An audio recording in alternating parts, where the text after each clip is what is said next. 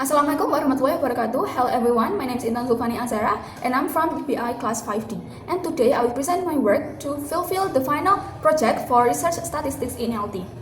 I have two cases in this project. The first one is experimental research case and the second one is the correlational research case. For the experimental research case, the title is The Effectiveness of Videos with Bimetal Subtitles in Enhancing Students' Vocabulary Retention at SMKN 1 Bandung. And for the research context, this research aimed to find out whether the videos with bimetal subtitles are effective in improving students' vocabulary retention at SMKN 1 Bandung. For the research problem, is there any significant difference in students' vocabulary retention before and after being taught using videos with bimetal subtitles? For the variables, the independent variables is videos with bimetal subtitles and the dependent variables is students' vocabulary retention. Next, the scale of measurement. For the variable independent, the scale of measurement is nominal scale and the dependent variable, the scale of measurement is interval scale. And for the hypothesis, the null hypothesis is there is no significant difference in students' vocabulary retention before and after being taught using videos with bimetal subtitles at SMKN 1 Bandung. And for the alternative hypothesis, there is significant difference in students' vocabulary retention before and after being taught using videos with bimetal subtitles at SMKN 1 Bandung.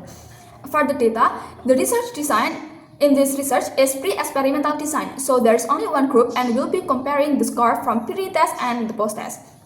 And also the sample of this research is 40. Next, for the data analysis, the first one is normality testing.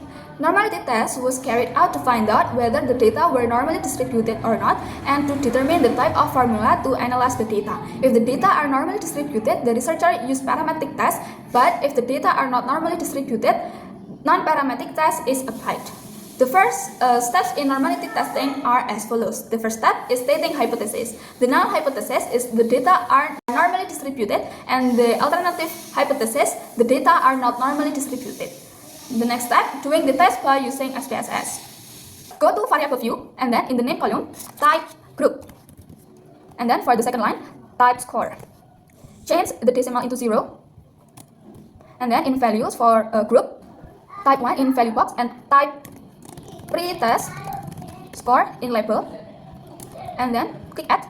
Do it again in value box, type 2 in label, type post-test score, click add, and then OK. Next, go to data view and insert your data for group 1.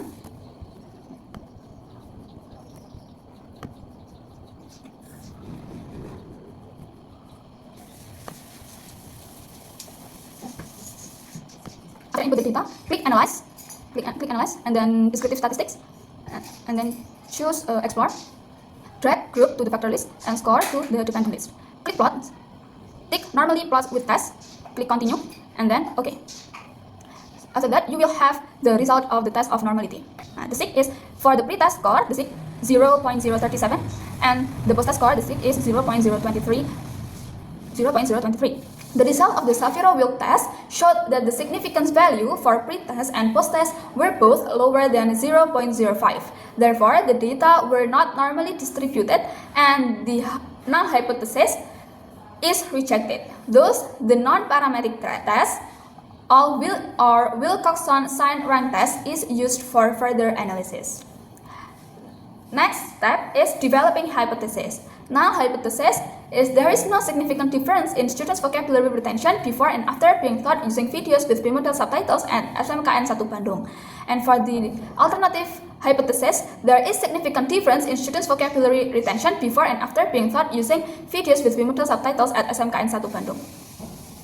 Next, doing the computation with SPSS using Wilcoxon sign rank test. Go to variable view in the name column, type pre-test, and then change the decimal into 0. In label, type pre-test score. The second line, post-test, and then change the decimal into 0. In label, post-test score. After that, go to data view and insert your data.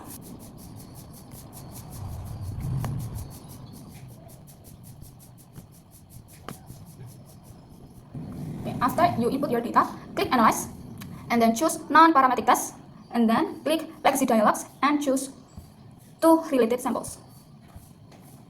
Drag pre-test in the right box and post-test also in the right box. Tick Wilcoxon because the formula we used is Wilcoxon, and then click OK. and you will have the result from the Wilcoxon sign rank test.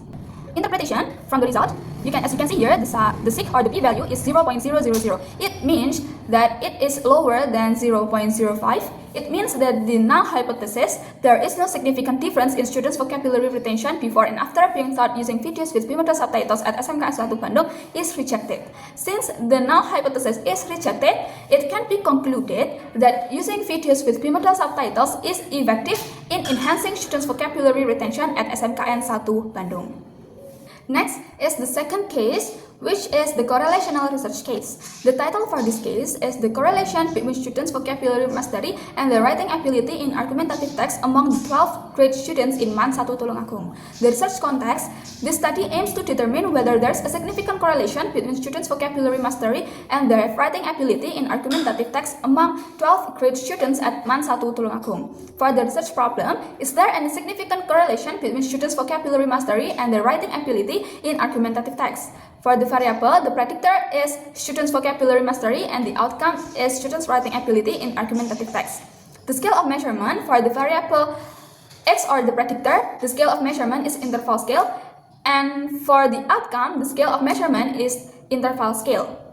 The hypothesis, the null hypothesis, is there is no significant correlation between students' vocabulary mastery and their writing ability in argumentative text among 12th grade students at MAN 1 Tulungagung. And for the alternative hypothesis, there is significant correlation between students' vocabulary mastery and their writing ability in argumentative text among 12th grade students at MAN 1 Tulungagung.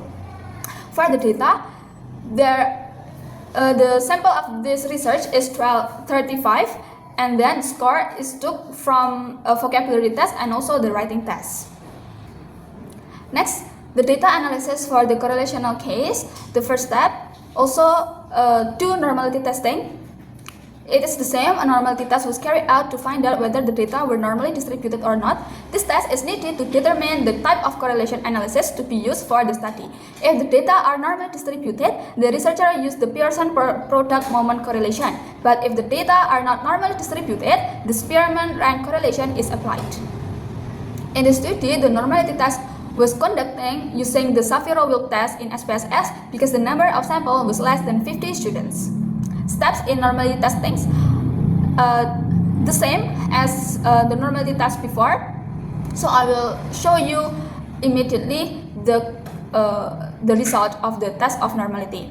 The result of the Shapiro-Wilk test showed that the significance value for vocabulary, which 0.497, and for the writing 0.522, were both higher than 0.05. Therefore, the data were normally distributed, and the null hypothesis, the data are normally distributed, is not rejected.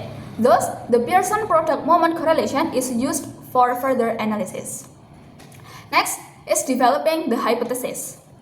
The null hypothesis is there is no significant correlation between students' vocabulary mastery and their writing ability in argumentative text among 12th grade students at MAN 1 Tulungagung. And for the alternative hypothesis, there is significant correlation between students' vocabulary mastery and their writing ability in argumentative text among 12th grade students at MAN 1 Tulungagung. Step 3, doing the computation with SPSS using the formula Pearson product moment correlation. Go to variable view.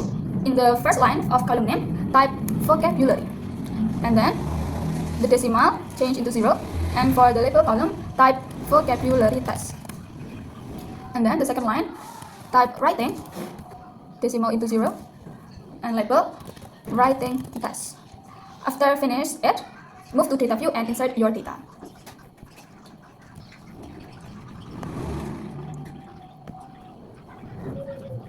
After inputting the data, click analyze, and then choose correlate, and then choose bivariate.